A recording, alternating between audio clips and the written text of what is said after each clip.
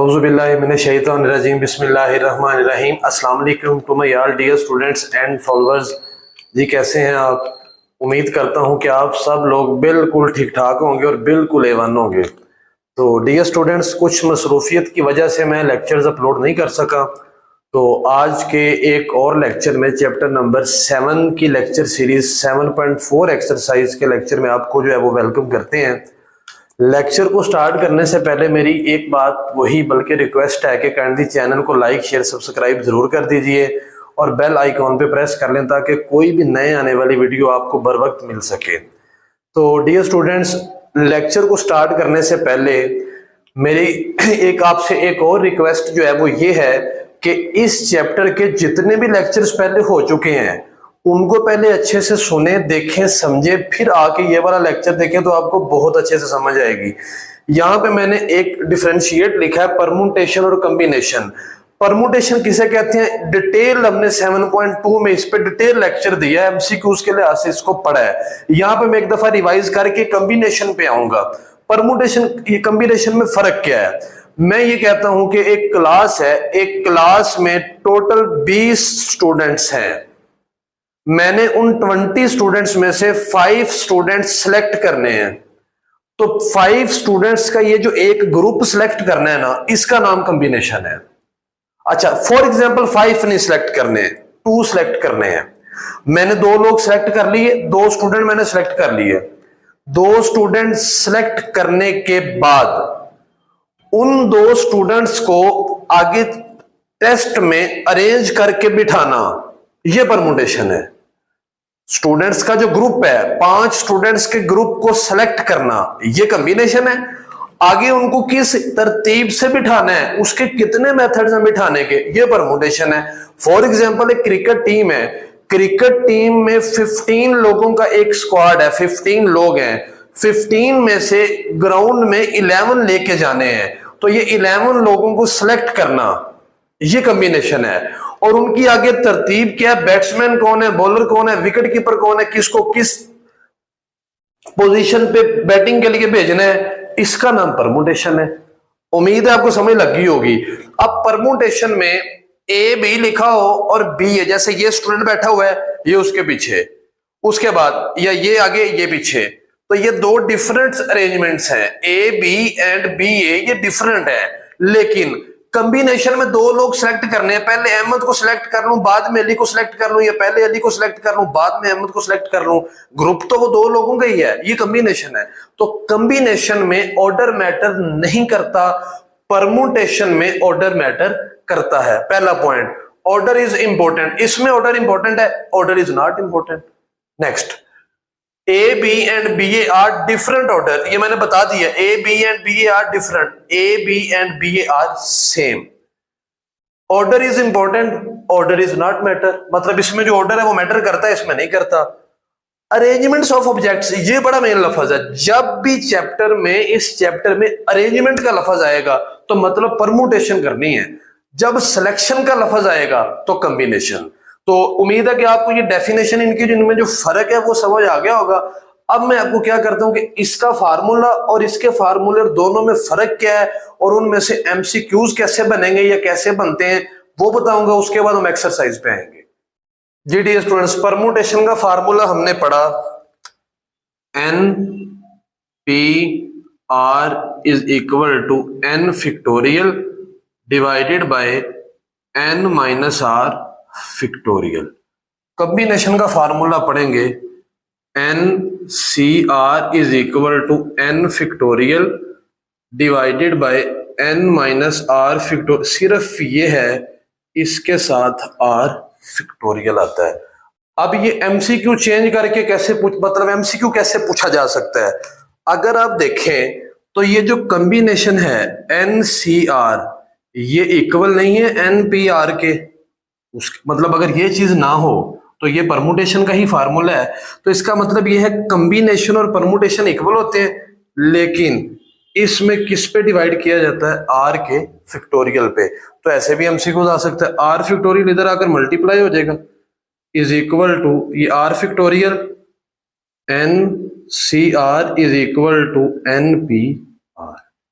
तो इसी फार्मूले में ये जो मतलब आर वो है, मैं ये इस फार्मूले इसकी बात करता हूं, इस फार्मूले में मैं ये कहता हूं if are is equal to n, मतलब एक क्लास में 10 लोग हैं, 10 के 10 को ही सिलेक्ट करना है, आर एन के इक्वल हो गया है, तो मतलब क्या, जहां पे आर है वहां पे एन पुट कर देना है, तो एन सी एन, ये एन वैसे ही रहेगा, आर की जगह पे क्या पुट हो जाएगा, n, n factorial, n minus n, ये इसके साथ कैंसिल, ऊपर आ जाएगा 1 और नीचे n माइनस एन, जीरो का फिक्टोरियल 1 होता है, आंसर क्या आ जाएगा, मतलब जब भी कंबिनेशन में आर एन के इक्वल होगा आंसर 1 आएगा। कैसे, फॉर एग्जांपल अगर यहां पे मैं लिख दूं, यहां पे आ जाए 10C10, ये दोनों इक्वल हैं, तो आंखें बंद करके 1 लिख, बल्कि आंखें खोल के 1 लिख देना यहां पे, ठीक है। परमुटेशन देखें, परमुटेशन में if are is equal to N, तो N P N is equal to N factorial over N minus N factorial, तो ये एन फिक्टोरियल और नीचे जीरो का फिक्टोरियल क्या होता है 1, तो इसका आंसर क्या आएगा, इसमें जब एन पी एन ये इक्वल होने हैं तो एन का ही फिक्टोरियल, मतलब यहां पे अगर आ जाए 5p5 तो ये 5 का ही फिक्टोरियल आएगा। ये हम पढ़ के आए हैं, ये वाला एमसीक्यूज, ठीक है, ये मैंने आपको भी बता दिया। तो ये दिए स्टूडेंट्स, इन दोनों में फर्क था, आपने ये दोनों बातें, ये वाला फार्मूला याद कर रखना है, ये भी क्वेश्चन नंबर 1 के सारे पार्ट्स में यूज होगा, ये क्वेश्चन नंबर 2 और 3 में भी फार्मूला आएगा, इन दोनों को याद कर ले, नोट कर ले, समझ ले अच्छे तरीके से। हम एक्सरसाइज पे आते हैं जी। डियर स्टूडेंट्स, क्वेश्चन नंबर 1 के 3 पार्ट मैंने यहाँ पे लिखे हैं, उनमें मैंने फार्मूलाज को भी लिख दिया है। तो पार्ट 1 करते हैं, n की जगह पे है 50C50, अगर ये एमसीक्यूज में है तो कैसे करना है वो भी बता देता हूं। तो ये 50 फिक्टोरियल, आर भी 50 के इक्वल है, 50 फिक्टोरियल, 50 माइनस 50 फिक्टोरियल, ये कैंसिल हो जाएगा इसके साथ, 1 ओवर 0 फिक्टोरियल 1 होता है, 1 ओवर 1, आंसर इज 1। अभी हमने इस बात को डिस्कस किया है कि जब भी n और r इक्वल होंगे, तो ये देखें यहाँ पे भी 50 है, यहाँ पे भी 50 है, आंसर 1 आना है, तो वो आंसर 1 नहीं आया। अच्छा, जब r 0 होगा ना तब भी आंसर 1 आना है, ये मैंने एमसीक्यूज बताया नहीं है, लेकिन अभी देखते हैं।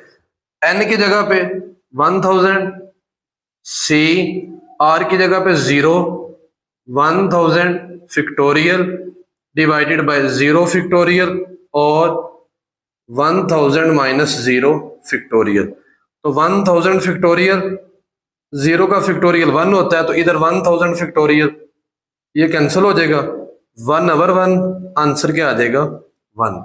पार्ट 3 पे आते हैं, 10C10 लिखा हुआ है, सॉरी 10C7, तो 10C7 is equal to 10 factorial divided by 7 factorial 10 minus 7, इस 10 का फिक्टोरियल ओपन कर लें, 10 9 8 7 तक ओपन कर लें, क्योंकि वो नीचे वाला के साथ कैंसिल हो जाएगा, 7 फिक्टोरियल इंटू 3, ये कैंसिल हो जाएगा। तो नेक्स्ट इसको सॉल्व कर लेते हैं, 10 मल्टीप्लाई 9 मल्टीप्लाई 8, 10 मल्टीप्लाई 9 मल्टीप्लाई, तो ये आपके पास आ जाएगा 720, और 3 का फिक्टोरियल जो है वो 6 होता है, डिवाइडेड बाय 6, तो 120, ये आपका आंसर है।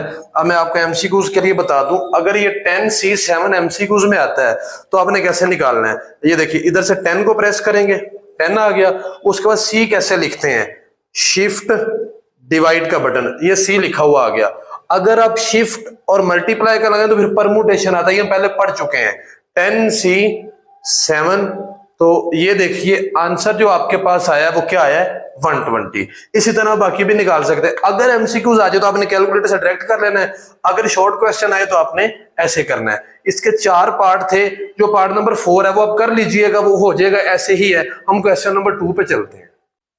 डियर स्टूडेंट्स, क्वेश्चन नंबर 2 का पार्ट 1 है, इसमें ये बात गिवन है कि इफ 3NC2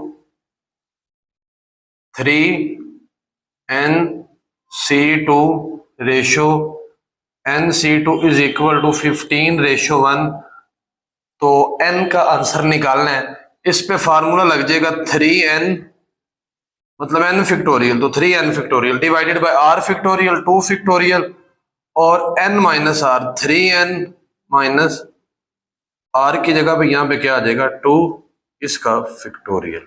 इस रेशो का मतलब होता है divide n factorial divided by n minus r n minus 2 factorial, इसके साथ किसका फैक्टोरियल आएगा 2 का। तो रेशो का मतलब डिवाइड होता है 15 ओवर 1 लिख लें। इसका फैक्टोरियल ओपन करेंगे 3n minus 1 3n minus 2 factorial divided by 2 factorial, वैसे ही तो ये 3n माइनस 2 फैक्टोरियल डिवाइड वैसे ही चलें लिख दें। इसका फैक्टोरियल ओपन कर दें n into n minus 1 n minus 2 factorial divided by 2 का फैक्टोरियल 2 ही होता है, इधर भी 2 का फैक्टोरियल 2 ही लिख दें और नीचे n minus 2 factorial is equal to 15। ये n minus 2 factorial n minus 2 factorial से कैंसिल हो जाएगा, ये 3n माइनस 2 इसके साथ इधर एक तो रह जाएगा ये 3n और साथ रह जाएगा 3n minus 1 divided by 2, divide को मल्टीप्लाई में चेंज करें 2 over n into n minus 1 is equal to 15। तो यहाँ पे ये 2 इस 2 से कैंसिल हो जाएगा, ये n इस n से कैंसिल हो जाएगा, 3 को इसके साथ मल्टीप्लाई करें तो ये मल्टीप्लाई करें तो भी ठीक है। क्या मल्टीप्लाई करते हैं 3 3 9n माइनस 3, ये n माइनस 1 डिवाइड हो रहा है, दूसरी साइड पे जाकर क्या हो जाएगा multiply 9n minus 3 is equal to 15n minus 15, ये 15n इधर आ जाएगा 9n माइनस 15n और ये 3 इधर माइनस 15 प्लस 3, ये हो जाएगा माइनस 6n, ये माइनस 12, माइनस माइनस से cancel n is equal to 12 over 6, तो n का आंसर क्या आ जाएगा, यही आपका इसका आंसर है। इसको नोट कर लीजिए। नेक्स्ट इसी का ही पार्ट 2 करते हैं। जी डियर स्टूडेंट्स, क्वेश्चन नंबर 2 का पार्ट 2 है। इस पे एक फार्मूला लगेगा, मैंने शुरू में आपको बताया है, यहाँ पे आप लिख दें तो बेहतर है। एज वी नो दैट, हम जानते हैं, क्या जानते हैं जी आप, कि NCR is equal to NPR over R factorial. NCR किसके इक्वल है 20 के, NPR किसके इक्वल है 120 के, डिवाइडेड बाई ये फाइंड करना है R फैक्टोरियल इधर आ जाएगा और ये 20 इधर आकर डिवाइड हो जाएगा। आप डिवाइड करेंगे तो ये 6 आएगा, तो 6 जो है वो किसका फैक्टोरियल होता है 3 का, इसको 3 का फैक्टोरियल लिख लेंगे। तो बाय कंपेयरिंग, तो जब आप इसको कंपेयर करेंगे तो जो R है वो किसके इक्वल हो जाएगा 3 के। तो लीजिए डियर स्टूडेंट्स, ये इसका पार्ट 2 था। क्वेश्चन नंबर 3 आज के लेक्चर का लास्ट क्वेश्चन है, उसके 2 पार्ट्स हैं और दोनों ही इंपॉर्टेंट लॉन्ग क्वेश्चन है, उस पर बुक पे लिख भी लें। अभी तक हमने ये जितने किए थे ये शॉर्ट क्वेश्चन थे। क्वेश्चन नंबर 1 एज एमसीक्यूज है, question number 2 important short question है उसके दोनों पार्ट, क्वेश्चन नंबर 3 के दोनों पार्ट इंपॉर्टेंट लॉन्ग क्वेश्चन है, जो दूसरा पार्ट है वो तो वेरी इंपॉर्टेंट लॉन्ग क्वेश्चन है, तो वो करते हैं। जी डियर स्टूडेंट्स, क्वेश्चन नंबर 3 का पार्ट 1 है। n की भी वैल्यू फाइंड करनी है, r की भी वैल्यू फाइंड करनी है। वही फार्मूला पहले लगेगा जो क्वेश्चन नंबर 2 के पार्ट 2 में लगा है। As NCR is equal to NPR over R factorial. तो NCR जो है किसके इक्वल है 56 के, NPR 336, R फाइंड करना है R फैक्टोरियल। R फैक्टोरियल इधर 336 डिवाइडेड बाय 56, आप इसको डिवाइड करेंगे तो ये आपके पास 6 आ जाएगा। 6 किसका फैक्टोरियल होता है 3 का। बाय कंपेयरिंग, तो कंपेयर करने से जो R है वो किसके इक्वल आ जाएगा। तो हमने 2 चीजें फाइंड करनी थी, R और N।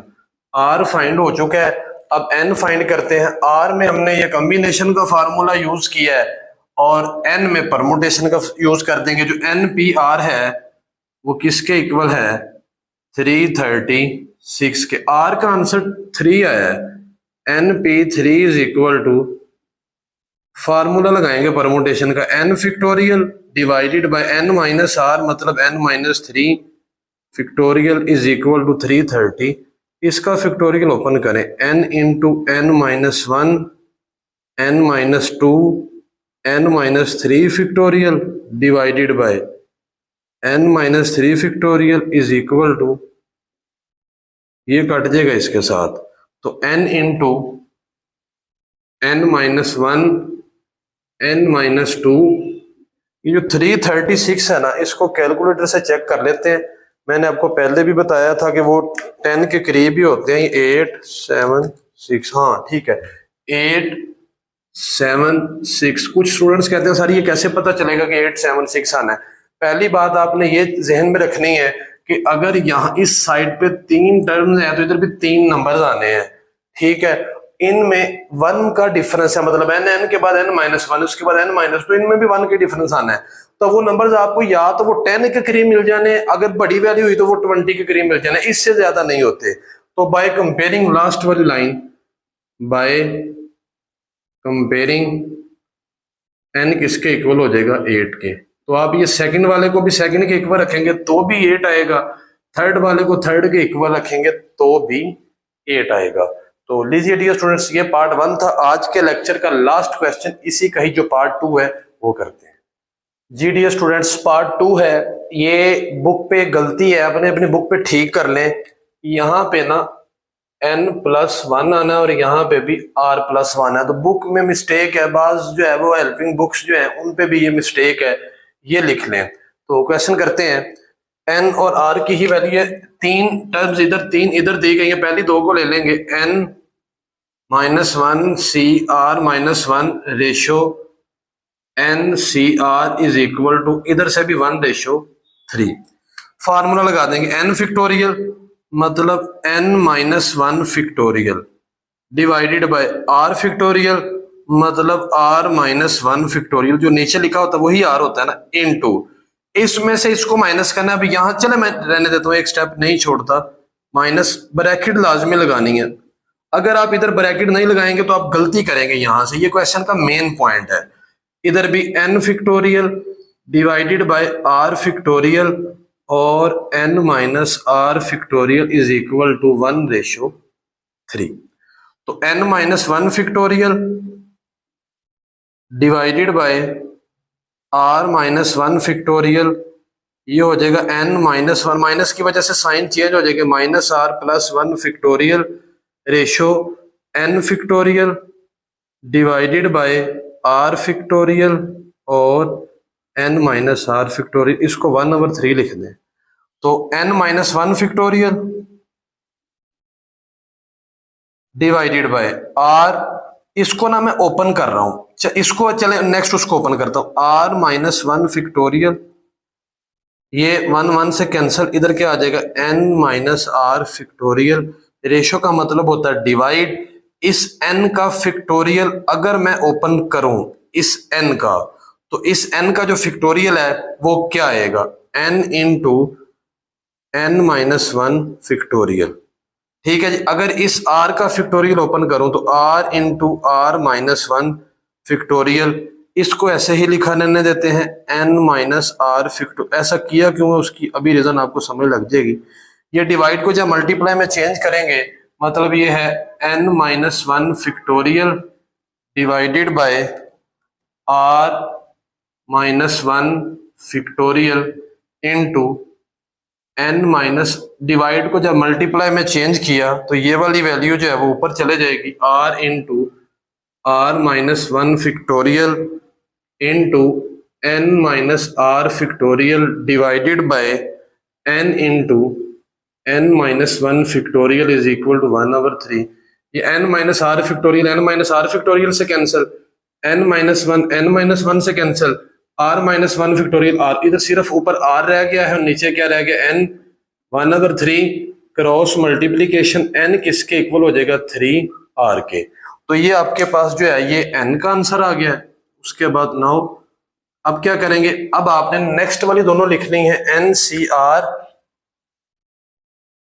Ratio n+1 c r plus 1 is equal to 3:7। अब यहां से मैं डायरेक्ट करूंगा n factorial divided by r factorial into n minus r factorial, divide का sign n plus 1 factorial divided by r plus 1, formula है ना r plus 1 factorial. अब शुरू में मैंने आपको कहा था कि वो माइनस लगाना, नहीं तो आप गलती करेंगे। अगर यहाँ पे माइनस नहीं लगाना तो ये देखिए ये दोनों साइन चेंज हो जाएगा, ये हो जाएगा माइनस r, ये हो जाएगा -1 इज इक्वल टू 3/7।